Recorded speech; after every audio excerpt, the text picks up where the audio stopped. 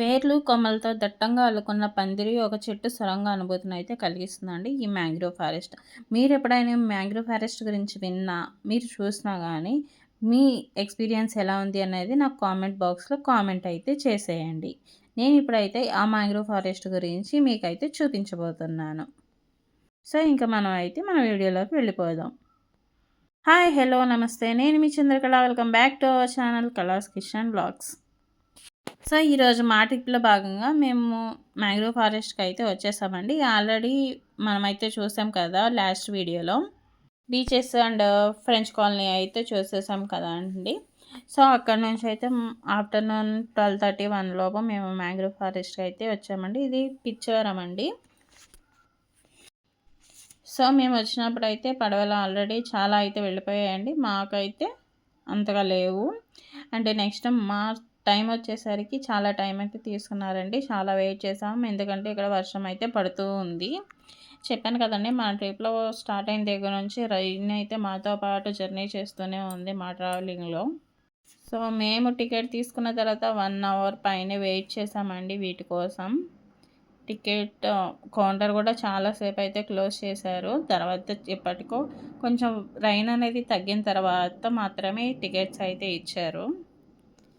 So, next tickets తీసుకున్నాక కొంచెం rain అయితే తగ్గిందండి. తగ్గిన తర్వాత మమ్మల్ని అయితే బోట్‌కి అయితే పంపించారు. సో, మేమైతే ఇప్పుడు స్టార్ట్ అయిపోయామండి. సో, ఈ మడడోలు అనేది భారతదేశం అంటే మన ఇండియాలో తమిళనాడు ఉంది కదండీ! ఇక్కడ చిదంబరం ఉందండి. చిదంబరంలో నటరాజస్వామి టెంపుల్ ఉంటుందండి. సాయంత్రం ఇక్కడ నుంచి మేము అయితే అక్కడికి వెళ్తాము. సో, మధ్యలో మనకమైతే ఇప్పుడు పిచ్చవరం అయితే వచ్చామండి. ఇవైతే గనుక ఈ మడ అడవి అనేది అతి పెద్ద మడ అడవి అండి. ఇది మాక్సిమం 1100 నుండి 1478 హెక్టార్ల వరకైతే ఉందంట. అంటే ఇది 4400కి పైగా జలమార్గాలు మరియు 50కి పైగా ద్వీపాలతో కూడిన దట్టమైన చిక్కుముడి వంటి జాలాన్ని కలిగి ఉన్న ఒక కీలకమైన తీర ప్రాంత పర్యావరణ వ్యవస్థగా అయితే పనిచేస్తుందంటండి. సో, మనకి మర్రి చెట్టు ఊడలొస్తాయి కదండీ! అదే విధంగా ఇప్పుడు మనం చూస్తున్న మడ అడవి నుంచి పైనుంచి కొమ్మలొచ్చేసి వాటర్‌లోకైతే కింద వరకు వెళ్ళిపోతాయండి. అంటే ఇప్పుడు తుఫాన్లు కానీ అలా వచ్చినప్పుడు ఈ వేళ్ళ నుండి అంటే మట్టి అయితే పోకుండా అయితే ఈ వేళ్ళ చెట్లనేది రక్షిస్తుందండి. సో, మీకు ఆల్రెడీ మా తెలుసుకుంటే గనక మన దగ్గర మనం చిన్న చిన్న చెట్లు వేస్తాం కదండీ! అక్కడైతే మట్టి ఉంటుంది. పక్కనున్న మట్టి ఎంతవరకు వర్షం ఏదైనా పెద్ద వర్షం అలా వచ్చినప్పుడు మట్టి అంతా కొట్టుకుపోతుంది. మనం వేసిన మొక్కల వరకు మాత్రం కొంచెం ఎక్స్‌ట్రా మట్టి అయితే ఉంటుంది. మీరు ఎప్పుడైనా అబ్జర్వ్ చేస్తే నాకు కామెంట్ సెక్షన్‌లో అయితే చెప్పండి. సో, ఇదైతే ఆటుపోట్లు అనేది వస్తాయి కదండీ! తుఫాన్‌లో అలా వచ్చినప్పుడు. సో, ఇదేమో మనకి తుఫాన్ వచ్చినప్పుడు వాటర్ మొత్తం కొట్టుకుపోకుండా మట్టి అలా కొట్టుకుపోకుండా మనకి ఒక అవరోధంగా అయితే నిలుస్తుంది ఈ చెట్లన్నీ. సో, ఈ పిచ్చవరం మరాడోళ్ళు ఉన్నాయి కదండీ!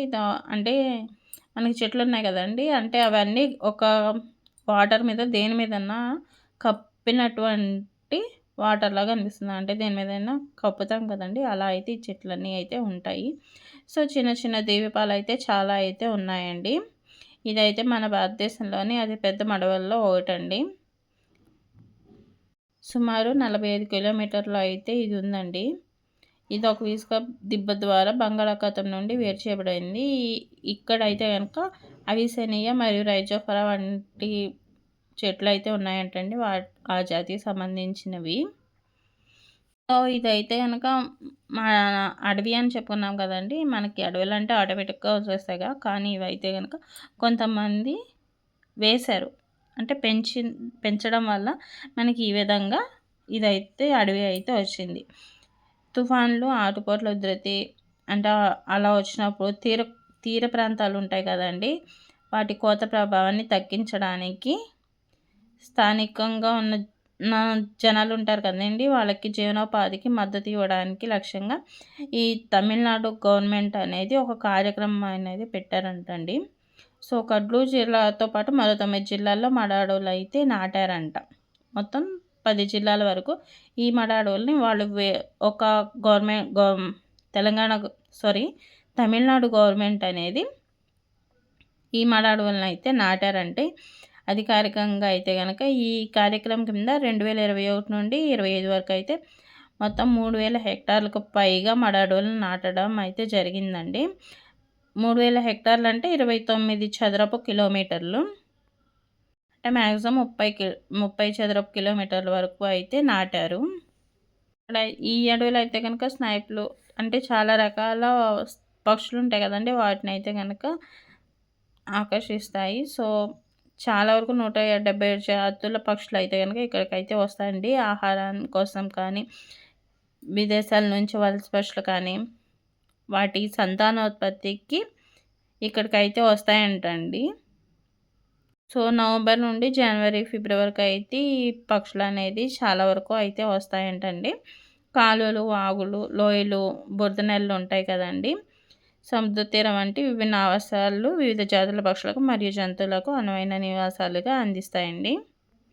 సో వీడియోలో అయితే చూస్తున్నారు కదండి, మనకి ఈ పడవ ప్రయాణం అనేది ఎలా ఉంటుందంటే ఇరుకుగా ఉంటుంది. నిస్సారమైన నీటి మార్గాల్లో అంటే మనం తెడ్డు పడవల్లో అయితే వెళ్తాం కదండి, మేమైతే కనుక మోటార్ బోట్ అయితే తీసుకున్నాము. వేర్లు కొమ్మలతో దట్టంగా అల్లుకున్న పందిరిలాగా ఉంటుందండి. అంటే మనకి పైన చెట్లు అనేది ఒక పందిరిలాగా అనిపిస్తాయి, కిందేమో ఆ వేర్లన్నీ కింద వరకు అయితే వెళ్ళిపోతాయండి. అంటే మనం మ్యాక్సిమం ఒక సొరంగంలోంచి వెళ్తున్న ఫీలింగ్ అయితే వస్తుంది. సో మేమైతే కనుక ఫస్ట్‌లో అయితే అంతగా అనిపించలేదు, కానీ అంటే మా దగ్గర కొంత అమౌంట్ అయితే తీసుకొని లోపలికి ఎక్కువ డిస్టెన్స్ అయితే తీసుకెళ్లారు. అంటే వేరే ప్లేస్‌కి అయితే తీసుకెళ్లారు.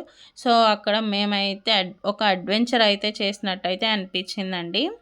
అండ్ ఫొటోస్ అలా తీసుకోవడానికి అయితే మార్నింగ్ టైం కానీ, ఈవినింగ్ టైం కానీ చాలా అయితే బాగుంటుందండి. ఆ టైంలో మనకి బర్డ్స్ అవి కూడా చాలా అయితే వస్తాయి.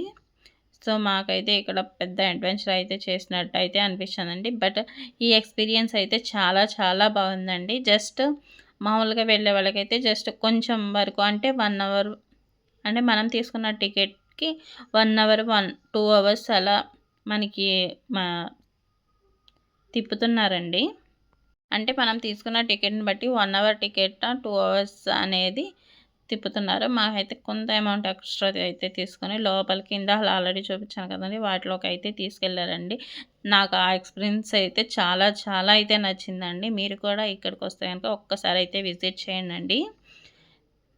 సో చూస్తున్నారు కదండి, ఇలా వెళ్తుంటే చాలా చాలా బాగుందండి. ఒక సొరంగం నుంచి అయితే వెళ్తున్న ఫీలింగ్ అయితే వచ్చింది. ఈ ఫీలింగ్ అయితే నేను ఎక్స్ప్లెయిన్ చేయలేకపోతున్నానండి. చాలా బాగా నచ్చింది. బట్ మనకి వెళ్ళడానికైతే కొంచెం అంటే అటు ఇటుగా మనకి అంతగా తెలియదు కదండి. సో వాళ్ళు ఏంటంటే అన్నీ చెప్తున్నారు. అండ్ ఇక్కడ విశాల్ గారి ఏదో మూవీ అయితే ఇక్కడ షూటింగ్ చేశారంటండి.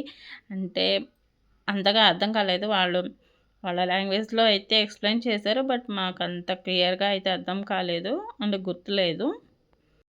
సో మీరు ఎప్పుడైనా పాండిచ్చేరి విజిట్ చేసి కానీ, చిదంబరం అంటే టెంపుల్కి వెళ్తున్నప్పుడు కానీ, ఎప్పుడైనా మీకు టైం ఉంటే ఇక్కడ పిచ్చవరం ఈ మడ అడవుల్ని ఒక్కసారి అయితే విజిట్ చేయండి. మీరు లోపలికి వెళ్తే కనుక ఈ విధంగా అయితే వీడియోలో చూసిన విధంగా అయితే ఫారెస్ట్ అయితే చాలా అయితే బాగుంది. నాకైతే ఈ ఎక్స్పీరియన్స్ అయితే చాలా చాలా నచ్చిందండి. నేను నెట్లో సెర్చ్ చేస్తే ఏమని తెలిసిందంటే ఉన్నాయి కదండి, చేప ముళ్ళు ఉంటుంది కదండి, అంటే మధ్యలో ఒక వెన్నెముకలా ఉండి పక్క నుంచి చిన్న చిన్న ఎముకలు వాటితో అటాచ్ అయి ఉంటాయి కదండి, సేమ్ అదే విధంగా మనకి అదే టైప్లో ఈ అడవులను అయితే ఎస్టాబ్లిష్ చేశారంటండి. అంత క్లారిటీగా అయితే అర్థం కాలేదు. సో కొన్ని అయితే అలా చేశారంటండి. మనకి చాలా చేశారు కదా, సో ఆ విధంగా చేప ముళ్ళు ఉన్న విధంగా అయితే మొక్కలను అయితే ఈ విధంగా పెంచి ఎస్టాబ్లిష్ అయితే చేశారంటండి. సో ఈ ట్రిప్ అయితే అయిపోయిందండి. ఎక్స్పీరియన్స్ అయితే చాలా చాలా నచ్చిందండి. నేను చూపించిన ఈ ఎక్స్పీరియన్స్ ఎలా ఉందో నాకు కామెంట్లో చెప్పడం మర్చిపోకండి. సో ఈ వీడియో కనుక మీకు నచ్చినట్లయితే ప్లీజ్ అండి లైక్ చేసి, కామెంట్ చేసి, షేర్ చేయగలండి. ఇలాంటి మంచి మంచి వీడియోస్ అయితే నేను మీకు షేర్ చేయడానికి ట్రై చేస్తూనే ఉంటాను. నా ఛానల్ సబ్స్క్రైబ్ చేసుకొని సపోర్ట్ చేయగలండి. Thank you.